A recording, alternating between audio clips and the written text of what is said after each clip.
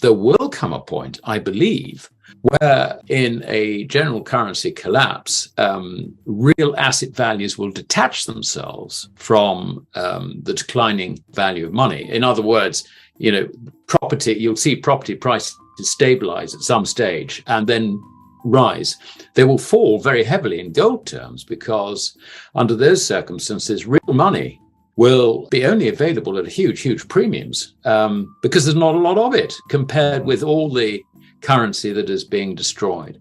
So I think, Daryl, the answer to your question is yes, I do see further substantial falls in stock markets because not only are we not done with the rise in government bond yields around the world, but they are going to rise considerably further, and that's going to create even more difficulties for governments whose budget deficits are going to increase very substantially as a result of the contraction of bank credit, which I think we've discussed before. Bank credit is what all GDP transactions are settled in. Therefore, when you see changes in GDP, it's not necessarily reflecting, improvements in the economy or recession, deterioration in the economic outlook, whatever it might be.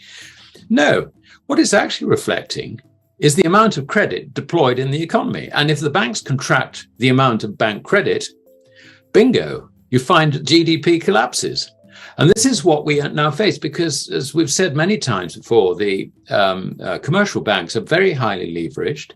They now see the economic outlook as deteriorating quite rapidly. They cannot afford not to really rein in their loans to the private sector. And this is particularly small and medium-sized businesses who find that liquidity is just completely dries up. So what happens then is you find that businesses start going bust en masse. And it's not necessarily the big businesses who can rely on government contracts or whatever.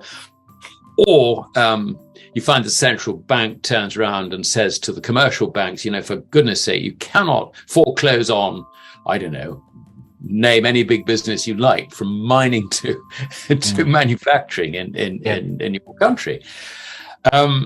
They will be lent on to keep the big businesses going. Okay, so if that's the case, I've got to close down everybody else because I'm over leveraged. My balance sheet, I've got to look after my shareholders. To hell with the regulator, I've got to look after my shareholders. And that's the position that bankers are rapidly getting themselves into. So we can see that with credit withdrawn from the economy, this is commercial bank credit being withdrawn from the economy, we face not only sharply rising prices as a result of the falling purchasing power of our currencies, but a falling GDP as well. Now, this is a lethal combination as far as the authorities are concerned, because this is reflected in rapidly increasing budget deficits, which have to be financed. Oh, but we've got a problem, Houston, because it's all very well saying that, we're going to need to borrow another $1 trillion or $2 trillion or $3 trillion or $4 trillion, whatever the figure is. But this is on rising bond yields. The market is not going to let us have this, to finance this at the levels to which we have become accustomed. So this is a situation which could begin to very rapidly deteriorate. And under those circumstances, I would not hold any equities, nor would I hold any fixed interest bonds. There is only one thing to do, and that is to try and get as much as you can out of the fiat currency paradigm and hold real money, which is metallic gold and silver. When it comes to the $50,000, I'd rather look at it differently from John in that respect. I think that has to be a guess on his part. It's sort of penciling in a number. But we know that the Americans are anti-gold and pro-dollar, and good reasons why they should be, because they've promoted it to be the world's reserve currency. Everything is traded in dollars. But the reason they will have to the towel on is really very, very simple. With the dollar collapsing under what is sort of commonly termed hyperinflation, but I think a better description is just complete loss of credibility and purchasing power.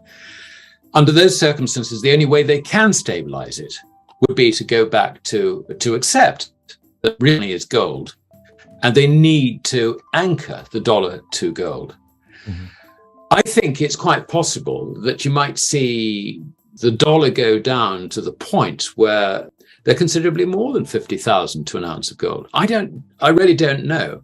I mean, that is ahead of us, but there are going to be extreme difficulties, I think, for the Western fiat money establishment, fiat currency establishment, extreme difficulties for them to accept the reality of the situation.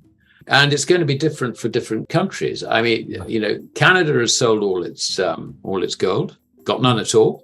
Britain, under Gordon Brown, sold 2/3 of its gold, which wasn't very clever. And so far as I'm aware, the Treasury has made absolutely no attempt to recover any of the gold that it lost at under $300 an ounce, by the way. Mm. I mean, some countries, bizarrely, seem to have quite a lot of gold. I mean, places like Turkey, whose currency is collapsing. Yeah. And interestingly, going back to if you like, the Russia-China axis, I mean, if you look at who's actually been buying gold in the central banks, it's been predominantly, Shanghai Cooperation Organization members, also other members of the Eurasian Economic Union. If you take all those together, they've, accumulated far larger amounts of gold than any of what I would call the sort of either Western aligned or non-aligned nations' central banks. I think we're looking at something like over 4,000 tons as against 800 tons. This is quite an important signal, I think, that there's going to be a more ready acknowledgement and acceptance that currencies should be linked to gold in Asia than is likely in the West. But really, as to John's point about $50,000, I think that can only be sort of a pencil-in figure.